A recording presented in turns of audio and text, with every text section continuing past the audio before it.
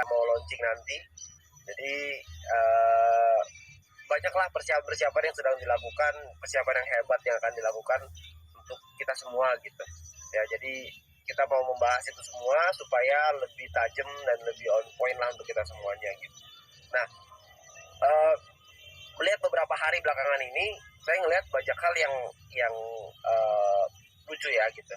Karena isu-isu yang aneh-aneh ini terus menerus bertebaran di mana-mana gitu. Kok bisa ada aja isu-isu yang aneh-aneh begitu bertebaran, sementara faktanya ini tidak bisa dipertanggungjawabkan gitu. Ya, terutama kalau misalnya kita bicara soal sebuah perjalanan lah. Ya, kita bicara soal perjalanan dari satu tempat ke tempat yang lain. Kan yang namanya perjalanan nggak mungkin ngegas terus nih. Seperti contoh misalkan, dalam sebuah perjalanan ini kan nggak mungkin kita ngegas terus, bener nggak? Pasti kadang-kadang ada ngeremnya, ada perlu untuk ngegas lagi nantinya. Kadang-kadang ngerem karena ada mobil di depan, kadang-kadang ngerem karena ada lampu merah. Jadi kalau misalkan kita lihat di sini ini ada lampu merah nih. Jadi kita mau nggak mau, suka nggak suka harus ngerem. Karena kenapa? Karena lampu merah itu adalah sebuah aturan yang perlu kita patuhi bersama-sama. Jadi memang ya dalam kita berjalan dalam bisnis pun sama. Ya, jadi kadang-kadang kita perlu adanya ngegas, kadang-kadang kita perlu adanya melepas gas itu, kadang-kadang perlu ngerem gitu. Ya, kenapa perlu ngerem? Karena memang adanya aturan yang mungkin kita perlu patuhi dan lain-lain. Ya, tapi yang namanya ngerem juga, apakah di lampu merah kita akan ngerem selama-lamanya? Apakah kita pernah ngelihat ada mobil yang ngerem di lampu merah, habis itu dia nggak pernah ngegas lagi? Kan nggak juga, betul nggak? Jadi kan pasti akan ada yang ngerem, lalu nanti tunggu hijau, habis itu kita akan gas lagi. Jadi itu adalah hal yang lumrah gitu. Nah, cuma memang ya saya paham lah, kita semua tentunya berusaha untuk berpikir positif, tapi terkadang dengan kondisi yang tidak menentu kita sulit buat berpikir positif gitu. Ya, saya paham dengan hal itu. Cuma kita semua harus sama-sama mengerti bahwa tidak ada hasil positif yang keluar dari pikiran yang negatif. Jadi kalau misalkan kita berpikirnya negatif terus, ya kita nggak mungkin bisa dapat hasil yang positif. Yang ada adalah hasil yang negatif. Ibaratnya, kalau kita taruh di dalam sebuah keran gitu ya, kalau pipanya itu kita isi dengan air kotor, nggak mungkin di keran keluar air putih, air bersih, nggak mungkin. Kalau diisi dengan air kotor, maka yang keluar dari keran pasti air kotor juga.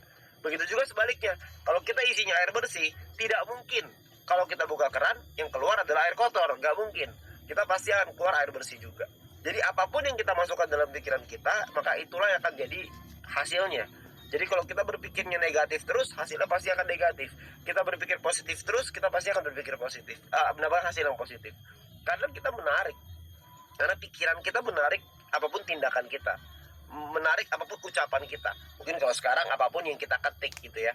Karena dengan pikiran yang positif, pikiran yang tenang, pikiran yang berusaha untuk mencari jalan keluar gitu ya, kita pasti akan mendapatkan hasil yang positif juga gitu ya.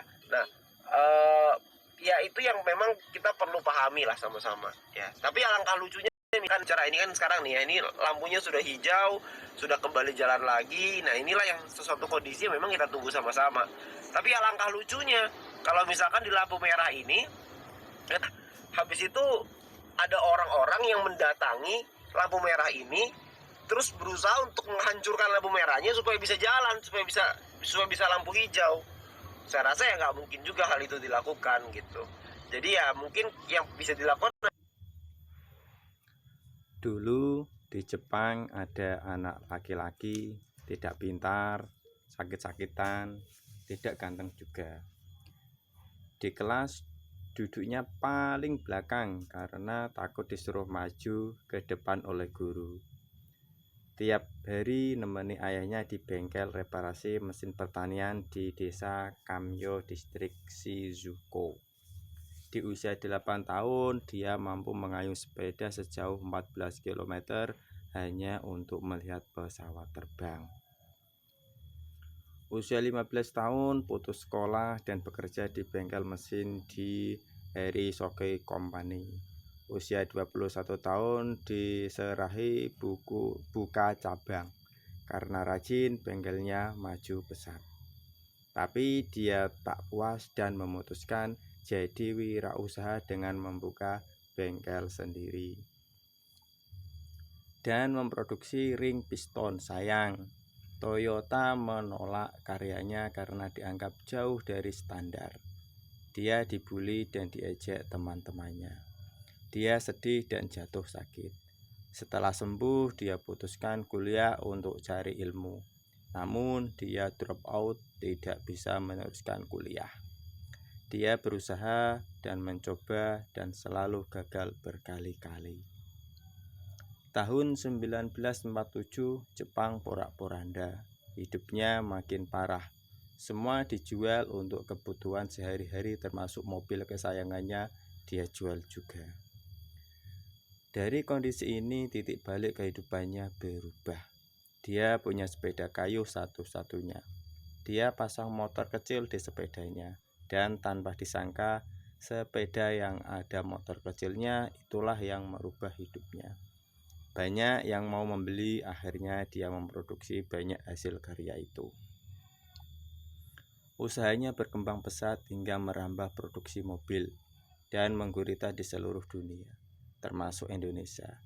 Dia menjadi founding father yang melegenda. Dia adalah Seiichiro Honda, pemilik perusahaan Honda dari Jepang. Apa yang dia ucapkan? Tidak ada kesuksesan tanpa perjuangan. Orang hanya melihat saat ini, di saat aku berdiri dengan deretan mobil dengan segala kesuksesanku.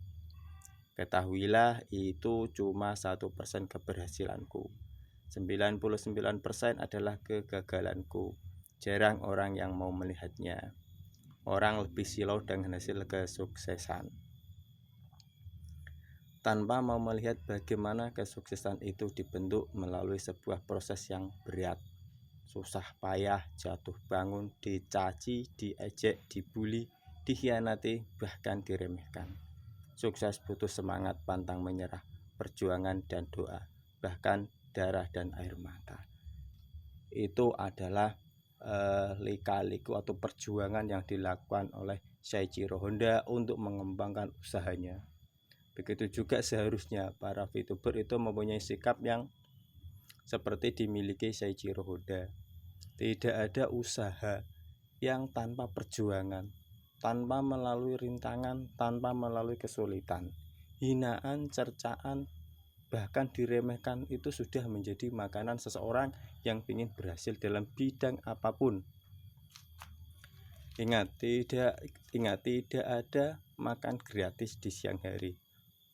Nah, itu adalah kesulitan-kesulitan yang harus dilalui oleh seorang VTuber. Di saat inilah kita diuji, kita disaring siapa yang benar-benar bermental wirausaha, bermental wawasan luas yang akan dapat melalui ujian semua ini. Apakah kita akan berhasil di VTube tanpa adanya halangan dan rintangan? Oh, tidak. Pastinya kita akan melalui rintangan, hinaan, dan lain sebagainya. Tak ada sesuatu yang mudah di dunia ini untuk dicapai. Semua butuh pengorbanan, perjuangan, dan derita. Bahkan sekelas Seiichiro Honda pun telah menulis di biografinya bahwa kebanyakan orang itu melihat ketika ia sukses. Mereka tidak mau belajar dari kegagalan-kegagalan yang telah dilalui oleh Seiichiro Honda ketika mendirikan perusahaannya. Banyak dari para VTuber yang ingin sukses tanpa adanya proses, itu sangat tidak mungkin. Oleh karena itu, mereka banyak melakukan fast track tanpa dibarengi dengan manajemen keuangan. Jadi ketika mereka fast track dengan all in, mereka tidak sadar bahwa setiap apa yang telah mereka lakukan itu mengandung risiko. Dan betul saja, risiko saat ini ada di depan mata. Mereka tidak mampu untuk mengendalikan emosi mereka, sehingga mereka membenci dan menghina VTube, di mana di saat ketika VTube masih on, mereka menggantungkan harapan mereka di VTube untuk mencapai freedom finansial. Seharusnya ketika para VTuber ini mau belajar, jangan hanya melihat dari kesuksesan seorang Seiichiro Honda, tapi perjuangan, lika-liku, berusaha, dan kesulitan-kesulitan yang dihadapinya itu seharusnya bisa menjadikan kita lebih dewasa, lebih mandiri, lebih berwawasan untuk menghadapi segala risiko, untuk untuk menatap langkah ke depan. Bahwa kegagalan itu bukan sesuatu yang hina. Kegagalan adalah teman kita dalam mencapai kesuksesan. Jadi ketika kita gagal atau belum gagal, atau kita masih dalam proses, itu tidak menjadikan kita terus berkecil hati, frustasi, putus asa, dan punya pikiran negatif.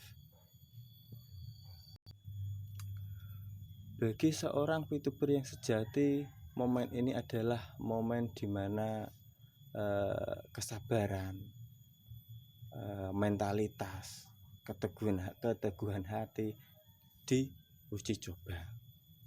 Bagi mereka yang mempunyai sikap positif, apapun yang mereka terima, baik itu hinaan, cibiran, tidak masalah, karena ini adalah salah satu proses yang harus dilewati. Bagi seorang VTuber yang tidak punya kapasitas atau mentalitas seorang pejuang atau seorang VTuber sejati, pasti mereka akan ikut menghina, merendahkan VTube, menghina manajemen, menghina konten kreator, dan lain sebagainya untuk meluapkan emosi mereka karena kekecewaan atas apa yang telah mereka berbuat. Tapi seharusnya tidak itu yang harus dilakukan. Banyak hal-hal lagi yang bisa kita lakukan. Kalau memang belum saatnya on, kenapa harus dipaksakan on? Kalau hanya ingin mendapatkan berita dari manajemen, juga tidak ada gunanya. Karena masih ada hal yang perlu harus diurusi terlebih dahulu. Tidak baik sesuatu usaha itu dipaksakan jika memang belum benar-benar siap.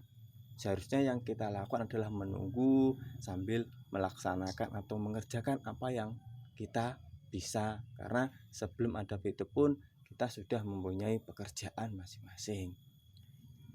Bagi yang fast track, sabar. Kita belum kehilangan apa yang telah kita tanam di VTube, karena VTube tidak tutup, manajemen juga masih ada. Hanya proses untuk mengurusi hal-hal yang berkenaan dengan investor dan VTube ke depan. Untuk membangun sebuah usaha itu membutuhkan payung hukum, membutuhkan market plan yang baik, roadmap ke depannya agar suatu usaha ini bisa berjalan dengan baik, tidak tersyok-syok ke depannya. Nah, itu yang dilakukan oleh manajemen terhadap itu. Jadi kita sebagai partner YouTube itu sabar.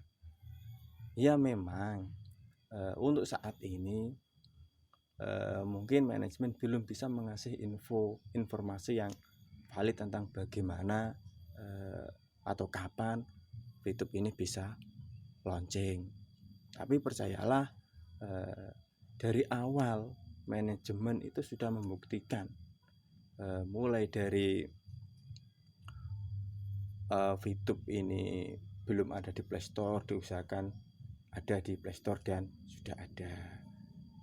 Mulai dari soal perizinan, asalnya izin belum lengkap, terus di take down oleh OJK dan SWI.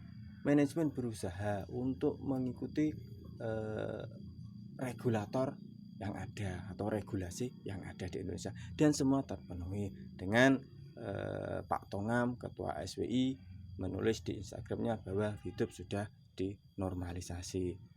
Dan lagi kemarin VTube maintenance karena ada perbaikan, dilakukan lagi dan selesai. Nah, itu proses. Jadi ketika kita mempunyai pikiran positif, kita mampu menilai apa yang telah dikerjakan oleh manajemen ini memang benar-benar nyata. kemarin diinfokan dari beberapa portal berita bahwa YouTube mendapat kucuran dana senilai 3 triliun rupiah. Itu menunjukkan bahwa manajemen ini bekerja. Manajemen tidak harus berkoar-koar bahwa aku ini bekerja, aku ini itu, aku mengerjakan. Tidak harus. Mungkin manajemen lebih mengambil sikap bekerja, banyak bekerja, sedikit bicara. Itu hak mereka. Seharusnya kita ini sebagai VTuber berdoa, selalu mempunyai pikiran positif, saling menguatkan antara satu VTuber dengan VTuber lain agar menjaga sikapnya, mentalitasnya supaya tidak down. Jadi nantinya ketika VTuber ini sudah on, mereka sudah mempunyai rencana untuk membangun jaringan.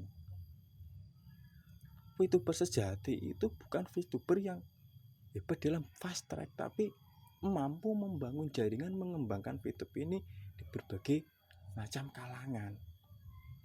Jadi orang-orang yang fast track itu ya tidak ada salahnya. Fast track juga salah satu jalan menuju freedom finansial. Tapi kan alangkah baiknya ketika mampu membangun jaringan. Di VTuber, karena VTuber adalah perusahaan di bidang big data. Jadi ketika kita fokus dengan jaringan, maka VTuber akan lebih cepat berkembang.